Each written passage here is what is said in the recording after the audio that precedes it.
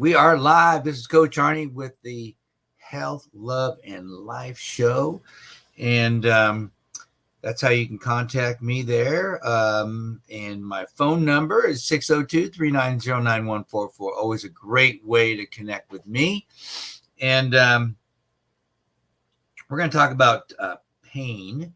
And we're going to talk about moving forward on that journey from being fragile to being anti-fragile. There's actually no English word for anti-fragile. So, but it starts with a statement. It's kind of my 2022 statement to live by. Don't be afraid. You can do it. And I'm using it on myself every day. I've written it down in my journal to help me because, we're going to talk about physical pain, but pain is physical, mental, and emotional, and even spiritual for that point. But we're going to talk about this journey that a lot of us are on, and it's scary. It's a very scary journal because most people don't know how to kind of move out of it. So we get stuck. And so we'll start with what I just said there a few minutes ago about being fragile. Because a lot of us are fragile. I mean, human beings are fragile. But does it have to be that way? Do you want to be fragile? Do you want to be the person in your group, in your network, that is always kind of, as I learned from John Maxwell many years ago, who's always kind of splattering on the ground and pieces are everywhere? Or do you want to be that person that kind of bounces when stuff happens? Because, and I've heard it said this way too. It's okay to splatter as long as you keep the pieces within arm's reach so you can pull yourself back together again. Because sometimes, I have a tendency to bounce and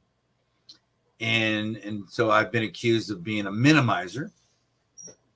But at the same time, I've seen people splatter and it's messy. It's messy. And, sometimes being that person that can bounce a little bit when stuff happens in your life, people will come to you for advice, for encouragement, for love. But you're certainly not going to go to that person that's splattered. Actually, you have to kind of be careful.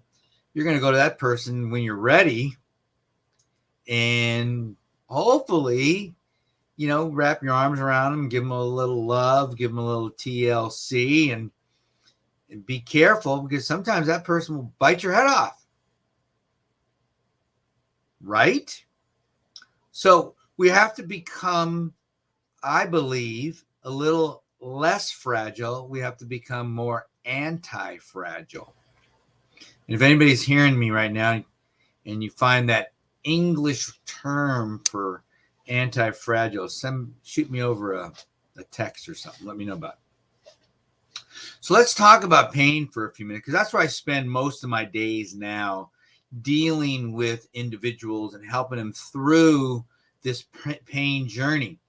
And along that way, we're still dealing with some other of the mental and emotional aspects of it as well. But let's start off with let's look at pain. Let's look at two aspects of pain, because you usually have what's called acute pain, which is when there is an injury, there's an illness. I mean, let's look at the world every day. How do you avoid pain from illness? It's all around. Especially if you watch the news or pay attention to any of that kind of stuff, it's all you hear about is pain from illness. And so that's acute. That's happening today. and it hurts. And that's the signal that the brain sends, and it receives it through what's called the sensory nerve tract, because our nerves have two sides to it, the motor and sensory. The brain sends a signal down the motor tract that says, hand move. Okay, fingers move. But if I put my hand on a hot stove, the heat sends a signal up the sensory to the brain going, ouch. And so you have this loop. So ouch, and it becomes automatic though to move your hand. You don't have to wait. Look at that, anti-fragile. So there's a bunch of words there that we're talking about. And this is what we want to kind of be, even though there's no human word for that. But we want to be all those things. So dealing with acute pain is not that hard because we know what to do. We avoid it. It hurts, right? But when acute pain in the therapy world, we used to use the timeline of 3 years, but we're gonna have to squeeze that down a little bit. But 3 years, if somebody had an injury for longer than 3 years, we called it chronic. We called them a chronic, and that would be for a brain, spinal cord, whatever. Because and in that window, we always said we could heal them. I never used that, but most in the profession that I was in used that as kind of their guideline. But in most cases, a chronic injury is something that doesn't show a sign. You know, you don't have a cut. You don't have an illness per se, you know, but you have pain, you know, back pain. Just talked to a gentleman just a little while ago. He was driving and he was talking to me about his back pain. But after our phone call, and we set up another call for tomorrow, because I gave him a nugget. My nugget to him was, which I'll give to you guys right now, was walk backwards. I want you to walk backwards.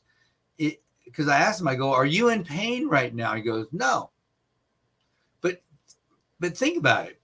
No. But he was calling me because of his back pain.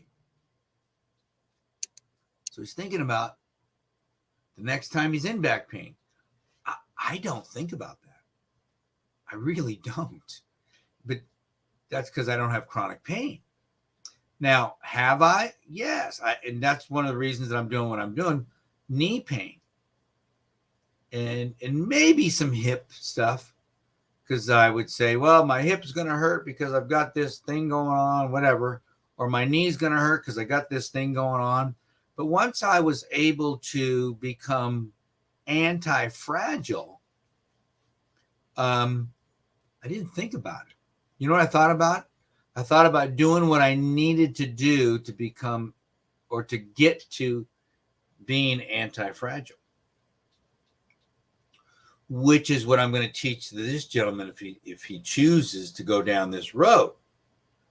Because chronic pain is something that leads to avoiding situations.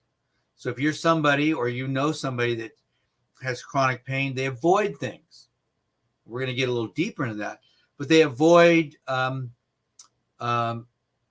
movement, and we'll talk a little bit deeper of that. But they fear that these things, movements or situations, will create or make the pain worse. Remember, chronic pain, no sign of injury.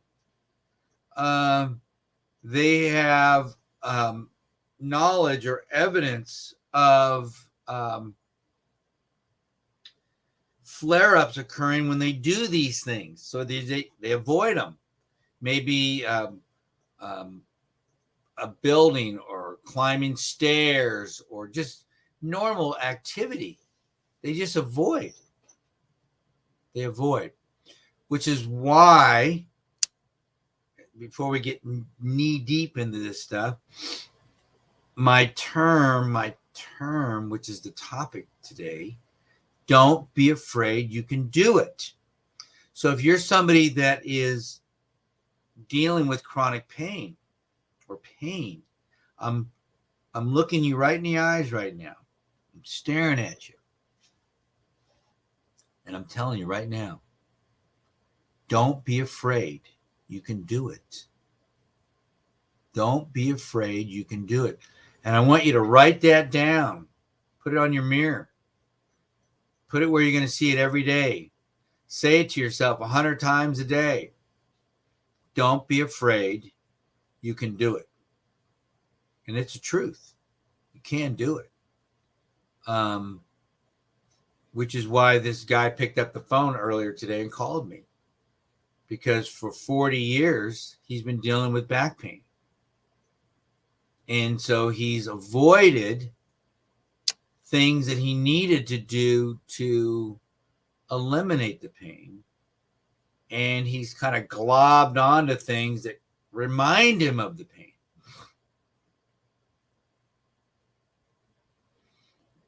Because it's never gone away. So why would you keep doing something that doesn't eliminate the pain? But isn't that what we do with pain medication? It kind of numbs the pain, but it doesn't eliminate the pain. I use the laser. I don't have it with me, right? I have a laser that I use.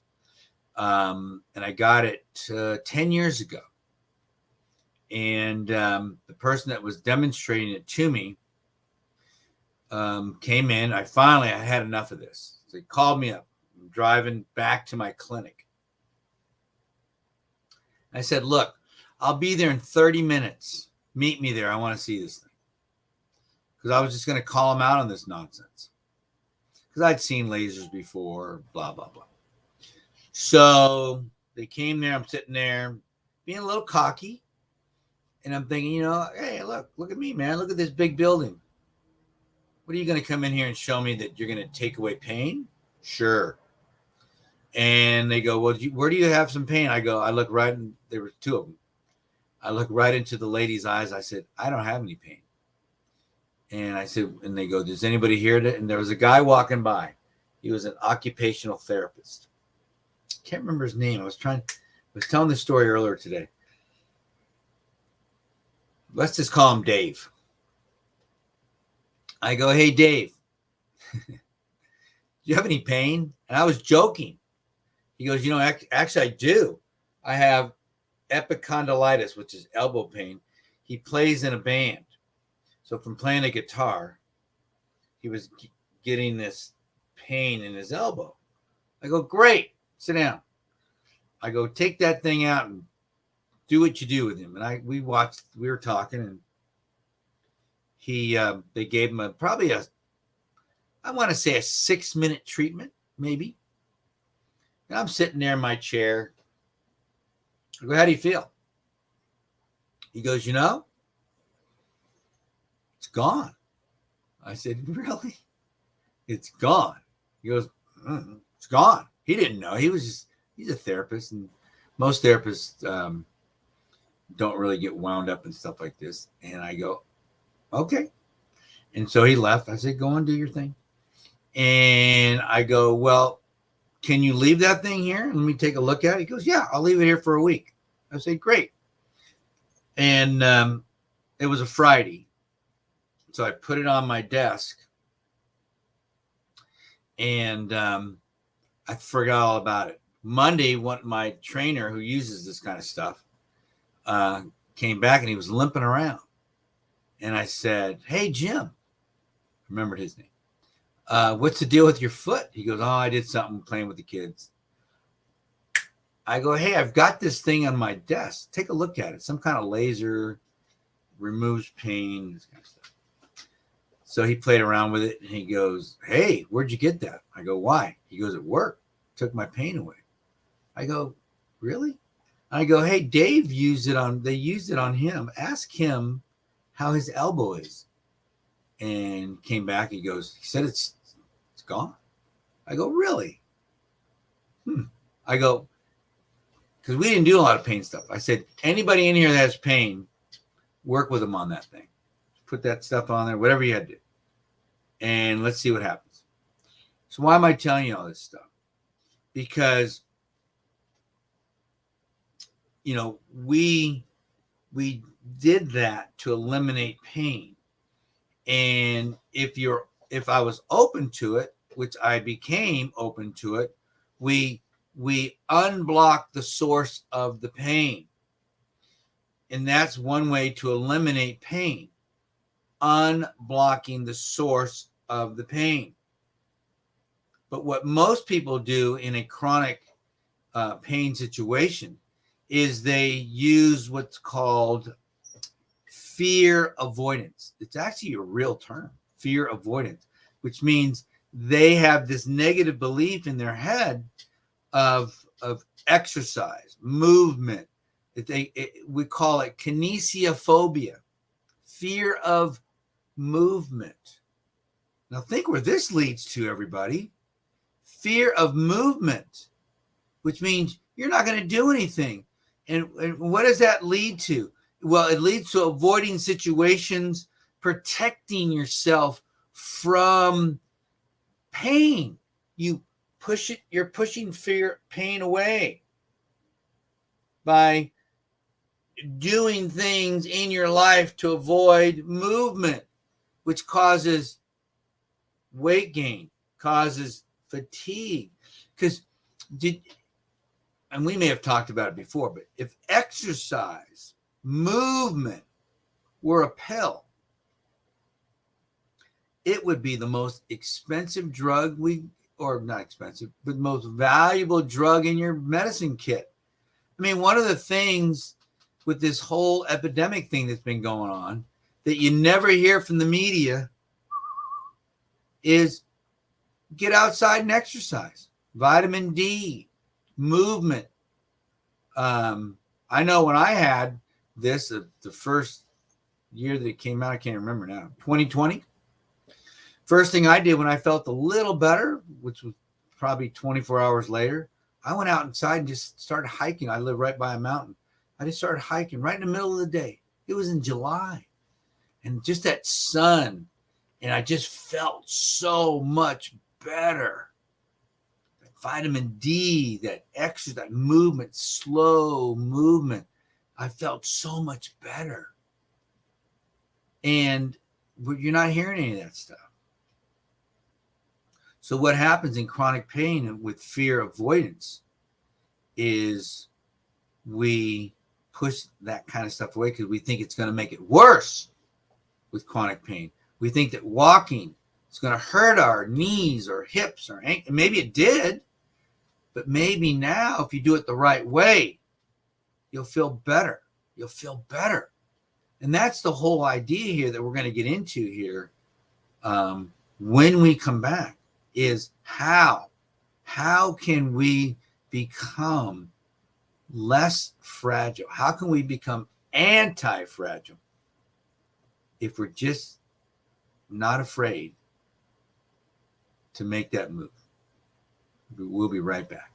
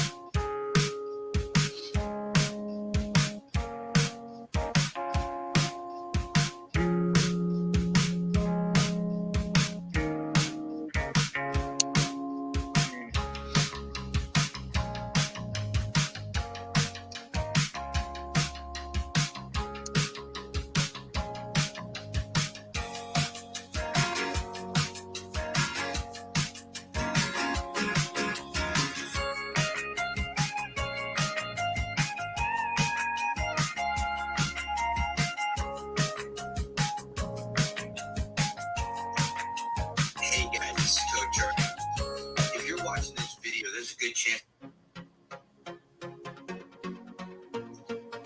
Hey guys, this is Coach Arnie.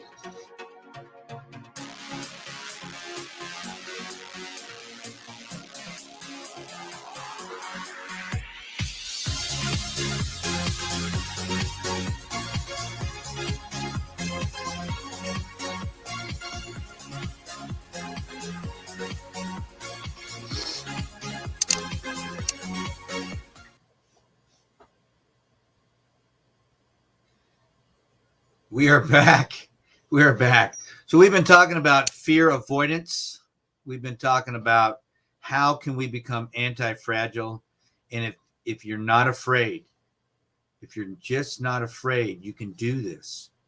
So I don't want you to be afraid. I'm looking you right in the eyes, and I'm going to tell you right now, don't be afraid. You can do it. You can do this because you don't want to get caught up in this cycle, this fear cycle, because it's debilitating. It's a debilitating bit. I just checked the message here with somebody that I'm going to contact later about, oh, if you just were closer, I wouldn't be in all. No. If you are willing to do what you need to do, you can eliminate pain, but you can't be afraid. It's not magic. It's not using pixie dust. It's you doing what you need to do, and you're going to be fine. You're going to be fine. Okay. So, all right. So here we are. So we're in this fear avoidance thing, which leads you to being. Here's something too. Think about this. It leads to being hyper focused, like the gentleman. The reason I knew where I was going today. The gentleman today driving, because he was hyper focused on his back pain of almost 40 years. And so he's always anticipating, even though I asked him, so are you in pain? He goes, no, but he's anticipating being in pain. Get it? Where I'm anticipating feeling good. When I go to the gym in the morning, or I start off my routine of my exercise, I am anticipating getting things back where they need to be, so that I can run around in the gym in the morning. And I was sharing with him, I go, there's a lady in there. She's 78 years old. And I had to stop when I was working with somebody today. I wanted to videotape her. I'll get her. She was running. Well, a couple months ago, I challenged her. I said, you know what? You're going to be running. She goes, oh, I don't run. I go, no, you're going to be running. Because she's doing these special movements. They're so simple. She's feeling good. And I didn't tell her to run. I just challenged her. I go, you're going to be running. And she's running. I've seen her do it more than once. But today was a special day. Why? Because she was running more. I saw her doing, we have if you go all the way around, it's about 150 yards. But she was going all the way around. Before it was like she would be like maybe do 50 yards here and there, all the way around. Why? Because she's feeling better. Because she's doing what she needs to do to feel better. And the same thing will happen to you on this journey, as long as you're not afraid to try stuff. Because see, if you have this mindset, this negative mindset of, well, movement hurts. Yeah, maybe, but that's why I take all that away. I tell people, we don't do it if it hurts. We don't do it if it hurts. And we keep building up as we get stronger. We keep avoiding pain, and pretty soon you're doing what you want to do.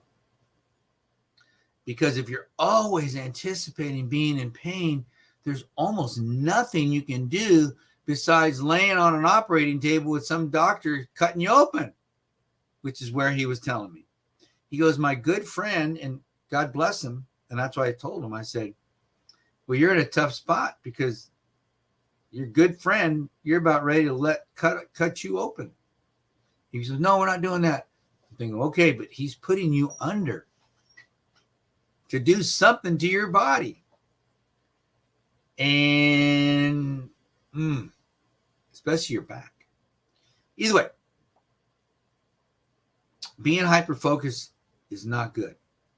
And it also activates this chronic pain, this fear avoidancy, activates what we've all heard of fight or flight.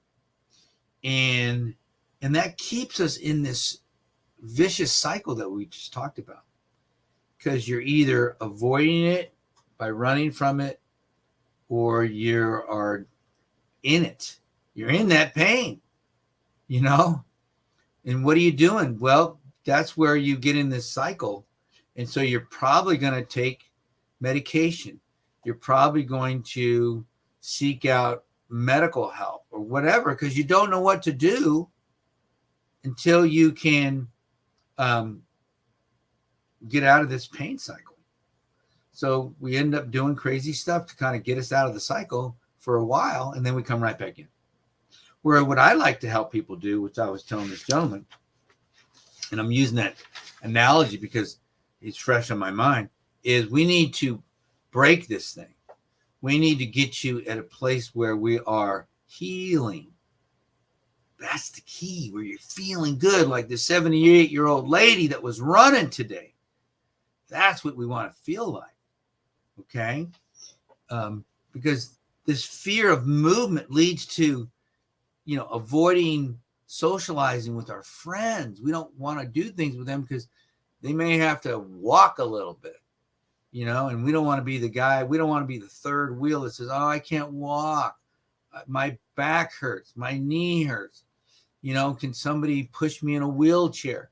We don't want to be that person.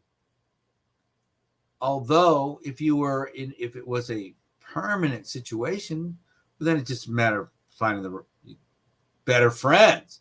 But if it's something you want to be a part of, if you want to be a part of a group that goes for a walk, if you want to be part of a group that goes on a cruise once in a while, and you're missing out on it because of chronic pain, that's not good. It leads to avoiding exercise, going to the gym, going for a walk, doing some home exercises, because you have this negative mindset of, it hurts, it makes me hurt. It leads to avoiding movements of daily function, gardening, maybe doing some clean up outside, straighten up the patio, things that you would normally just do, yard work, even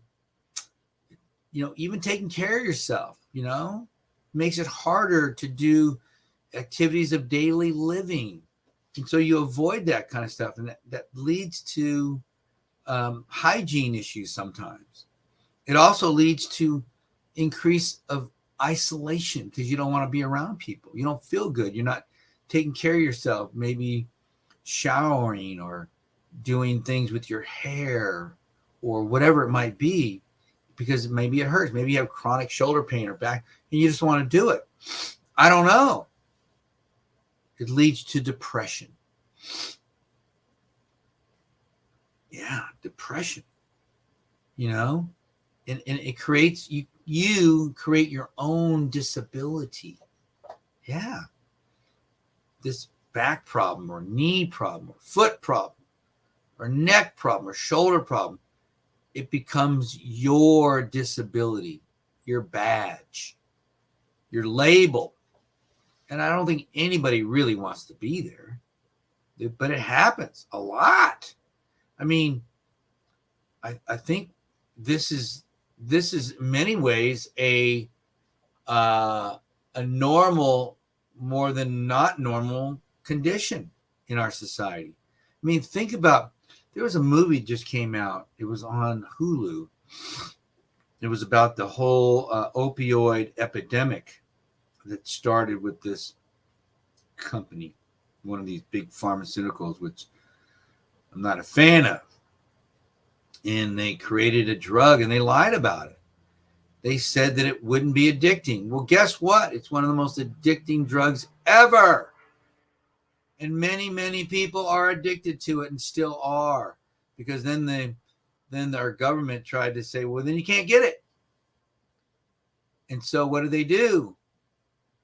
They went out and got it anyways on the street, which made it even worse because now it was going to cost them an arm and a leg, which led to other problems with, their own families and losing jobs. It was horrible, horrible. And the worst thing about it when I watched this movie is that they let them settle with the cities.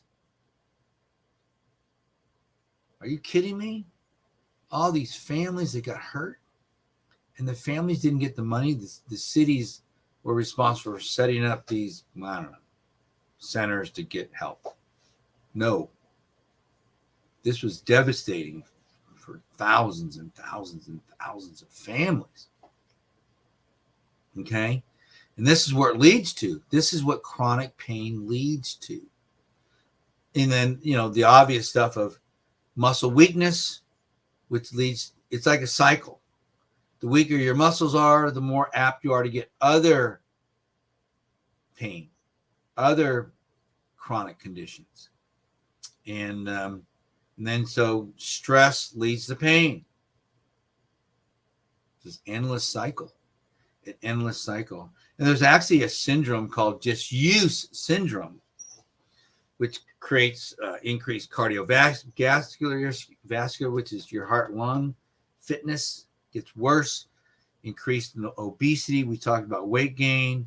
You're more frail, obviously depression again, and just general premature aging. You get old. You get old before your time. You've heard that before, right? I talk about it all the time. Today was funny. I was at the gym and I was talking to somebody. Gosh, I knew him as a kid, but I hadn't seen him probably in 45 years or longer. And but he was telling me about playing pickleball. He's all excited. And I go, well, I'm working on a pickleball program, actually. And he's excited about it. He's fun. He's a former athlete, and he's having fun with it. But he's telling me about how it's making my knees hurt, this and that, but I'm just getting in there anyways. And I go, I'm just listening. I go, you know what? Since I'm here, one of these times, I'll show you some exercise to kind of bulletproof those knees. Basically, I want to say to make you anti-fragile. Because obviously, even though you're tough and you're doing this stuff, and his wife's there, and she's needing to work on some things herself, because I could tell she was going to not be as bulletproof as he was, because she wasn't an athlete. And chances are she's just doing this stuff because she wants to do it with him, and he's excited about it. But probably deep down, she's probably thinking, this hurts like hell. I don't really want to do it. And so I've got to use some kick gloves, because whenever you have one person at this level and the other person at this level, we create problems, especially when it comes to pain. Because if he's feeling pain, what do you think she's feeling? She's heavier, not an athlete, not fit. You think she's in pain? Probably. And if she's not an athlete, you think she might be less able to kind of push through it? Yeah. And that's what we deal with a lot of too. So going forward, if you're not afraid, if you believe that you can do it, what do we do? What do you do? So here's what I do. Educate. Hey, look, when you're in the jungle and you've got a tiger staring at you, you're in fear. So what do? You can run. Remember, we just talked about fight or flight. You can run or you can fight. Well, we don't want to fight, because the last time I looked, if you ever seen a tiger at the zoo or in one of these movies, they're big. I don't want to fight that. So the last thing is freeze. And actually, that's in a lot of psychology books now. Fight, flight, or freeze. And so we want to freeze, because if you run, the tiger will chase you, because tigers chase things. And if the tiger's hungry, it's going to chase you anyways, and you're going to lose, and you can't outrun a tiger, so you're going to die. So we don't want to run. Okay? But if we certainly don't want to fight, because if you fight a tiger unless you're a really big, powerful person, or you got a gun or a couple guns and know how to use it. You're going to die. So we freeze. Because now we put the choice, the decision on the tiger. And the tiger will make a choice. It's either going to eat you if it's hungry or walk away. Because you're still the top of the food chain. The tiger knows that you're not its normal food source. The tiger knows that you're this person that probably might have a gun or something crazy that it can do to kill him. So if the tiger's far enough away and you didn't surprise the tiger and it doesn't want to eat, it's going to walk away. If you hold your ground and aren't afraid. So if you hold your ground and you're not afraid and you believe you can do it, and you stare this pain at and stare at this pain, and you learn about what is your cause of pain, and you learn that certain movements are helpful, and you believe it and you try it, and then you create a new it's like taking a CD out of your head and scratching it up with a pen or something. And now you have a new pattern that says, oh, this exercise is good for you. This exercise will help you recapture your health and fitness. So you're creating new patterns in your head versus that old pattern of, oh no, exercise hurts. It's like the right exercise is good. See? So you educate yourself on what's the best way to do it. So now when you get that anxiety about pain from movement, you say, no,